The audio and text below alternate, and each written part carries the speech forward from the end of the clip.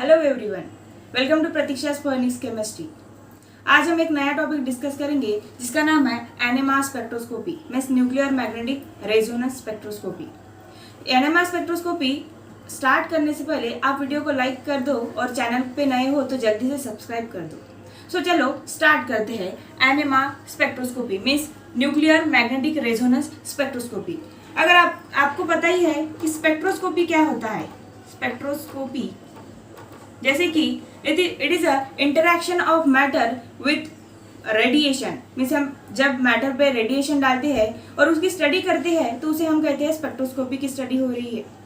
और अब देखो nuclear magnetic resonance spectroscopy NMR एक ऐसी स्पेक्ट्रोस्कोपी है जो कि बहुत इंपॉर्टेंट होती है केमिस्ट के लिए। Then IR spectroscopy. अब आईआर स्पेक्ट्रोस्कोपी यूज होती है फंक्शनल डिटर्मिनेशन के लिए और एनएमआर स्पेक्ट्रोस्कोपी यूज होती है कंपाउंड के स्ट्रक्चर को डिटरमाइन करने के लिए। NMR gives how many magnetically distinct atom in a compound present और it also gives the different environment to that atom.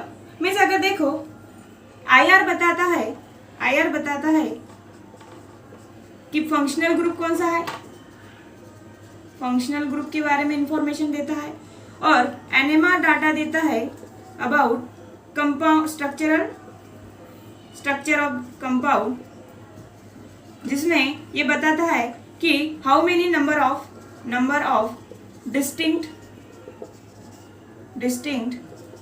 Atoms. Means अगर फॉर एग्जांपल अगर मैं ये कंपाउंड लूँ जैसे कि CH3 एक कीटोन लेती हूँ जैसे ये CH3CO CH3 तो आईआर स्पेक्ट्रोस्कोपी फंक्शनल ग्रुप बताता है। मीन्स ये जो फंक्शनल ग्रुप है कीटो ग्रुप तो इसके करस्पॉन्डिंग इसकी क्या होगी एक वाइब्रेशनल फ्रीक्वेंसी होगी।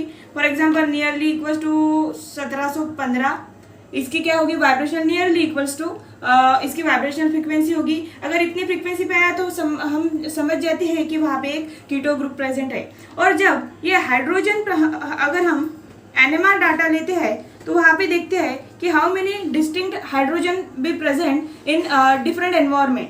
अगर हम देखें तो ये यहाँ पे कौन से एनवायरनमेंट में हाइड्रोजन प्रेजेंट है।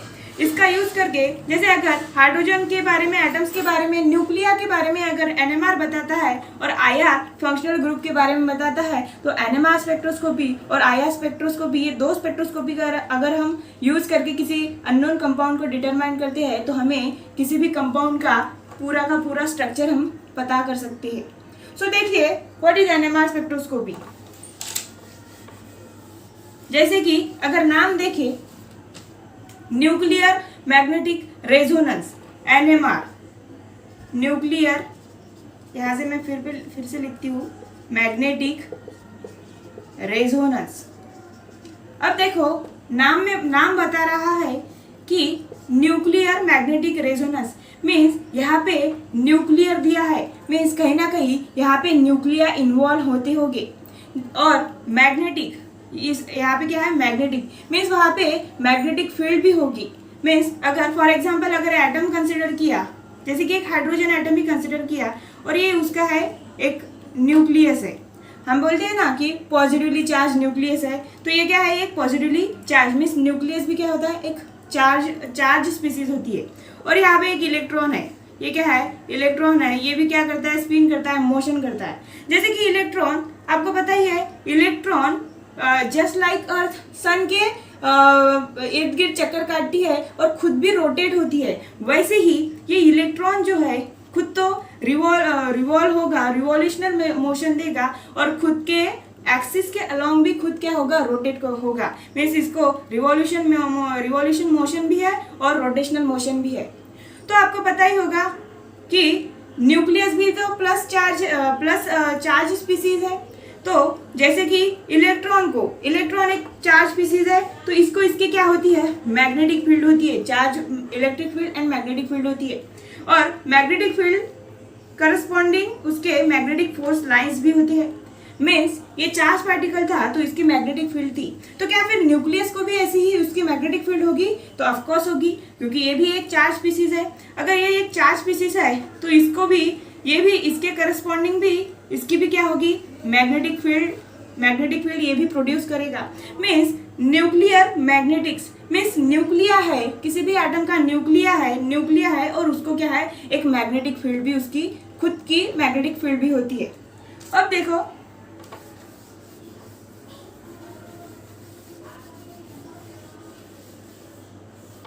अब ये रेजोनेंस क्या है, तो ये रेजोनेंस शॉर्ट में बताती हूँ। जैसे कि रेजोनेंस हम बोलते हैं तो क्या ये ऑर्गेनिक केमिस्ट्री वाला रेजोनेंस है जहाँ पे हम कैनोनिकल स्ट्रक्चर ड्रॉ करते हैं, डबल हेड एरो से सेपरेट करते हैं, तो नहीं, ये वो रेजोनेंस नहीं है। आपने अगर 12th में फिजिक्स में पढ़ा होगा कि जब किसी दो चीज़ों की या दो बॉडीज की या फिर दो मोशन की जो भी कुछ है, तो उसकी अगर फ्रिक्वेंसी या एनर्जी, ध्यान से सुनो, एनर्जी या फ्रिक्वेंसी अप्रोक्सीमेटली इक्वल हो जाती है या फिर मैच हो जाती है, तो वहाँ पे हम कहते हैं कि वहाँ पे रेजोनेंस हुआ।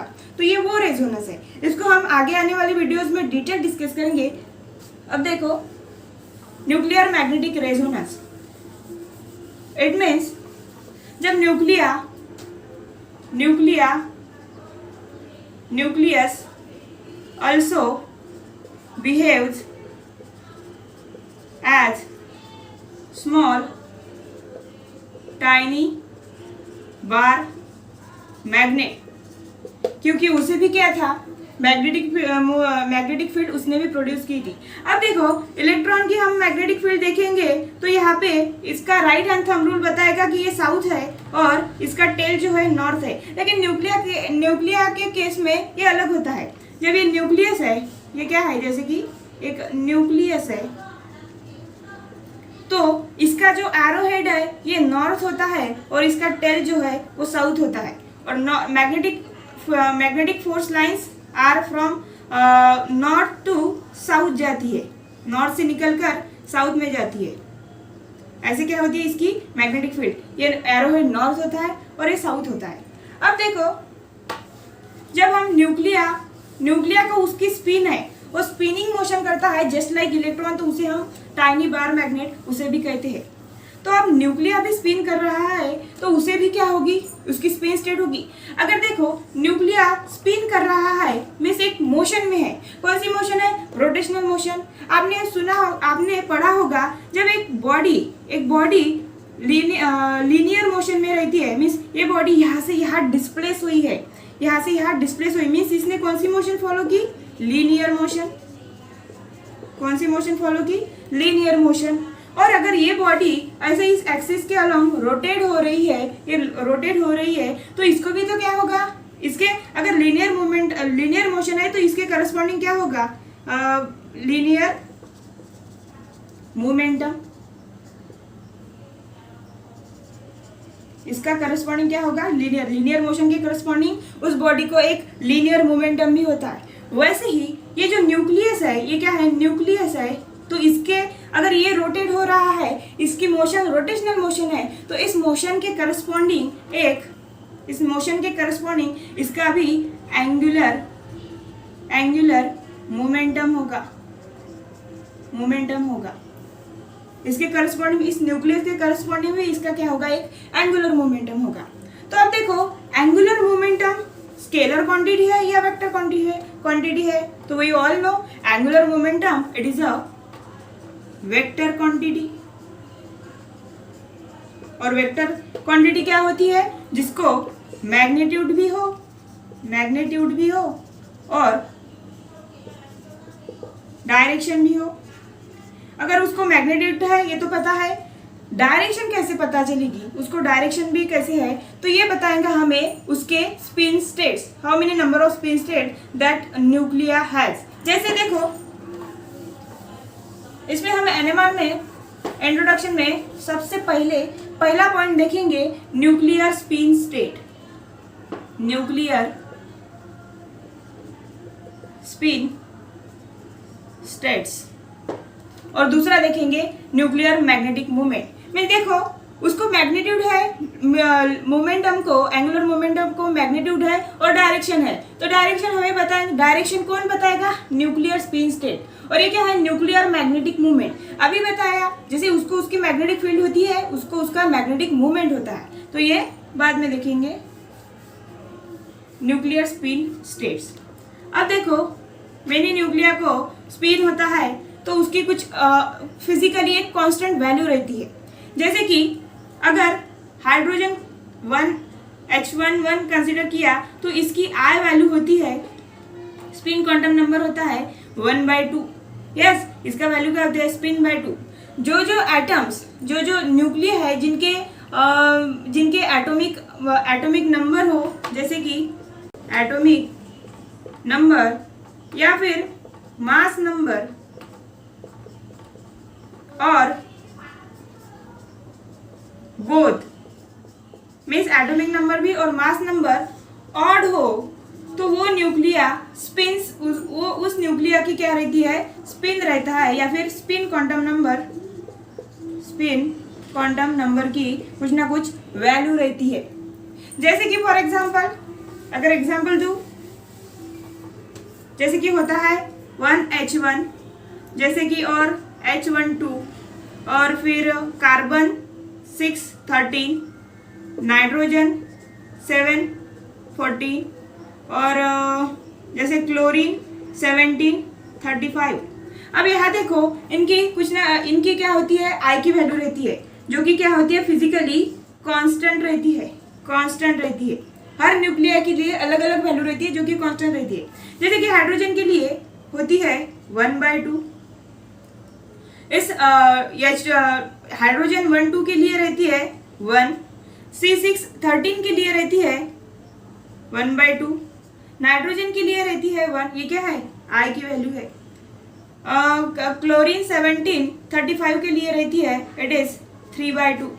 वैसे ही ऑक्सीजन 817 हो तो इसके लिए रहती है 5/2।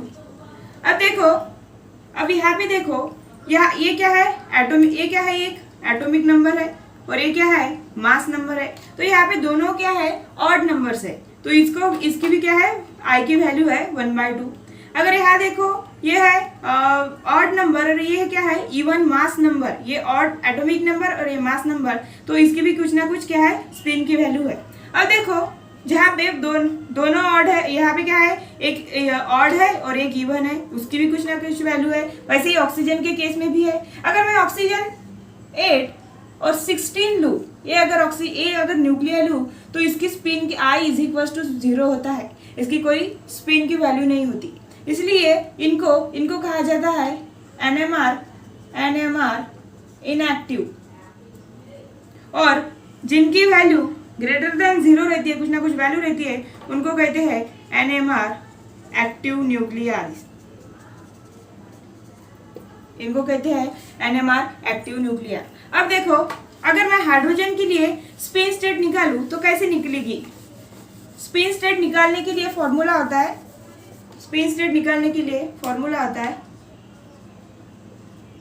Spin state is equal to twice I + 1। और ये स्पिन स्टेट की वैल्यू, इसकी रेंज होती है फ्रॉम -I -1, ये +I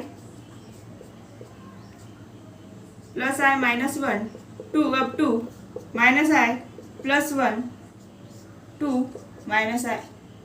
ये क्या होती है, इनकी रेंज होती है। इस रेंज में इन स्पिन स्टेट की वैल्यू क्या करती है, लाई करती है। अगर फॉर एग्जांपल एक एग्जांपल लेती हूँ, hydrogen, example 1 hydrogen means H11 nuclear लिया, तो इसकी आई की वैल्यू होती है 1/2। यस, इसकी आई की वैल्यू क्या होगी, 1/2। तो अगर स्पिन स्टेट निकालूं तो वो क्या होगी, twice I + 1 means 2 × 1/2 + 1, so it comes out to be 2. This 2 gets cancelled. 2 states है, मीन्स ऑर्बिटल एंगुलर मोमेंटम की वैल्यू कितनी है, 2 है। मीन्स 2 पॉसिबल डायरेक्शंस है उसके लिए, जो कि स्पिन क्या थी, 1/2, स्पिन क्या थी, स्पिन थी 1/2। तो 2 पॉसिबल एंगुलर मोमेंटम है, स्पिन एंगुलर मोमेंटम है, तो वो क्या होगी, एक होगी +R और दूसरी होगी -R। मीन्स ये 1 और ये 2, सो स्पिन स्टेट कितने आए, 2, 1 और 2। फॉर एग्जाम्पल, अगर मैं क्लोरीन लेती हूँ, जैसे कि सेकंड क्लोरीन 1735, तो इसकी स्पिन इसकी आई की वैल्यू होती है 3/2 और स्पिन स्टेट क्या होगी, स्पिन स्टेट क्या होगी 3/2 into 2 + 1, this 2 gets cancel, it is 4। Means इनके स्पिन स्टेट कितने हैं, 4 है। सो 3/2 के स्पिन स्टेट 4 कैसे हो गए, एक होगा -3/2, दूसरा होगा -1/2, तीसरा होगा +1/2 and last is +3/2। These are the spin states of this chlorine nucleus। ये क्या हाइड्रोजन के दो स्पिन स्टेट थे, +हाफ और -हाफ, और इसके क्या है क्लोरीन के -3/2, -1/2, +1/2, +3/2।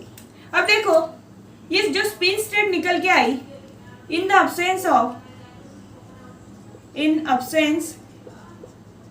absence of external magnetic field B0, means जब हम एक्सटर्नल मैग्नेटिक फील्ड नहीं देते तो इन सारे स्टेट, अगर हाइड्रोजन के लिए कंसिडर करती हूँ तो -1/2 और +1/2 ये क्या रहते हैं, डीजेनरेट रहते हैं। ये क्या है, ये एनर्जी लेवल है, ये डीजेनरेट है, इसकी भी एनर्जी की वैल्यू इतनी है। अगर फॉर एग्जाम्पल अगर ये क्लोरीन के लिए इसके 4 स्टेट्स है, स्पिन स्टेट्स है, तो इनकी भी एनर्जी क्या रहेगी in the absence of external magnetic field, degenerate रहेगी +3/2, +1/2, -1/2 और -3/2। ये क्या रहेंगे, डीजेनरेट एनर्जी के रहेंगे in the absence of magnetic field. Now अब देखो एक्सटर्नल मैग्नेटिक फील्ड में क्या थे, डीजेनरेट थे, सबकी एनर्जी क्या थी, सेम थी। अब देखो दूसरा पॉइंट, न्यूक्लियर मैग्नेटिक मूवमेंट। जैसे कि बताया था कि न्यूक्लियर को भी उसकी मैग्नेटिक फील्ड होती है, करस्पॉन्डिंग मैग्नेटिक फोर्स लाइंस होते हैं। अब देखो न्यूक्लियर मैग्नेटिक मूवमेंट मीन्स उसको न्यूक्लियर मैग्नेटिक मूवमेंट होता है जब, अब देखो जैसे कि यहाँ पे एक न्यूक्लिया है, nuclei acts as a tiny bar magnet, so मैं इसे एक बार मैग्नेट की तरह ही रिप्रेजेंट करती हूँ, जैसे ये नॉर्थ और ये साउथ।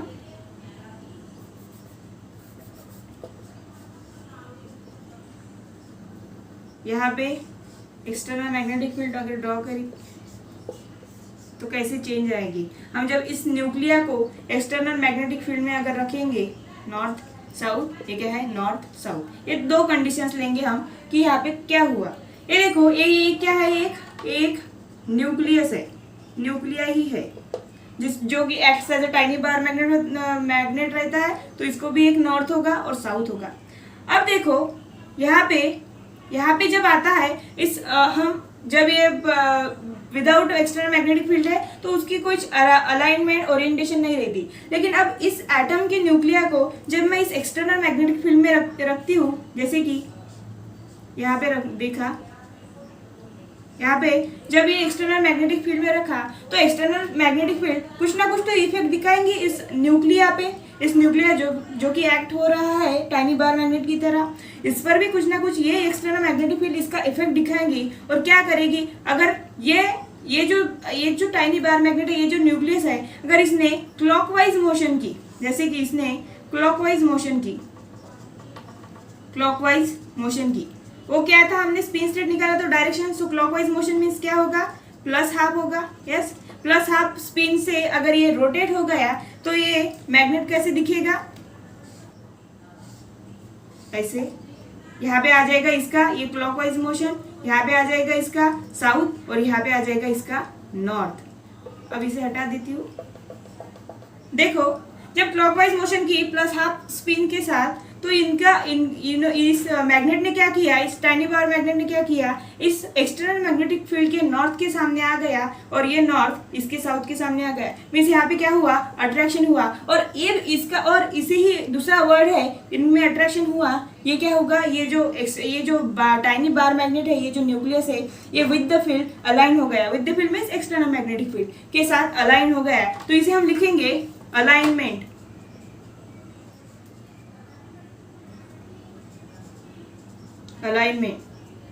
और जो कि होती है लोअर एनर्जी की। अब लोअर एनर्जी क्यों? हमें पता है जब जब अट्रैक्शन होता है तो वहाँ क्या होती है, एनर्जी कम हो जाती है, तो इसे लिखेंगे हम लोअर एनर्जी। अब देखो ये न्यूक्लिया वैसे ही यहाँ पर भी ला के रखा और यहाँ पे क्या था, साउथ और ये नॉर्थ। इस न्यूक्लिया ने क्या किया, क्लॉकवाइज मोशन ना करके एंटी क्लॉकवाइज किया, anti clockwise motion. Anti clockwise से घुमा मीन्स माइनस हाफ स्पिन होगी, यस। तो अब ऐसे घुमा तो ये कैसे दिखेगा, ये नॉर्थ जाएगा ऊपर और साउथ जाएगा, एंटी क्लॉकवाइज मोशन, नॉर्थ ऊपर साउथ नीचे। तो यहाँ देखो ये नॉर्थ के सामने नॉर्थ और साउथ के सामने साउथ आ गया। इस मीन्स इसने, इस टाइनी बार मैग्नेट ने, इस न्यूक्लियस ने इस एक्सटर्नल मैग्नेटिक फील्ड को अपोज कर दिया। इस एक्सटर्नल मैग्नेटिक फील्ड को अपोज कर दिया तो हम यहाँ लिखेंगे अपोजेस, अपोज। और अपोज मीन्स रिपल्शन। ये नॉर्थ के नॉर्थ, अगर नॉर्थ के सामने आया तो ऑब्वियस है कि यहाँ पे रिपल्शन होगा, और रिपल्शन होगा तो तब क्या होता है, एनर्जी बढ़ जाती है। तो ये क्या हुआ, हाइयर एनर्जी का हो गया, हाइयर एनर्जी का हो गया। अब देखो इसके अगर हम डायग्राम ड्रॉ करेंगे, जैसे मैं इसे रब करती हूँ,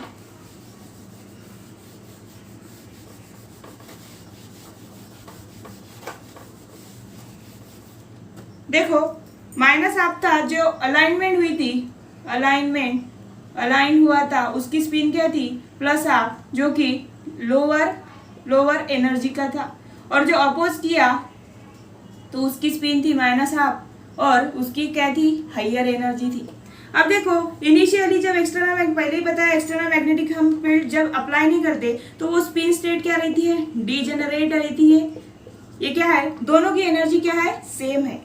लेकिन जब एक्सटर्नल मैग्नेटिक, ये क्या है, विदाउट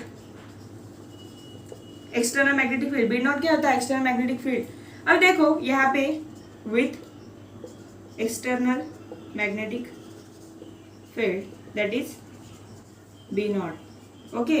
अब देखो ये क्या कर रहे हैं, हम एक्सटर्नल मैग्नेटिक फील्ड इसे दे रहे हैं इस न्यूक्लिया को।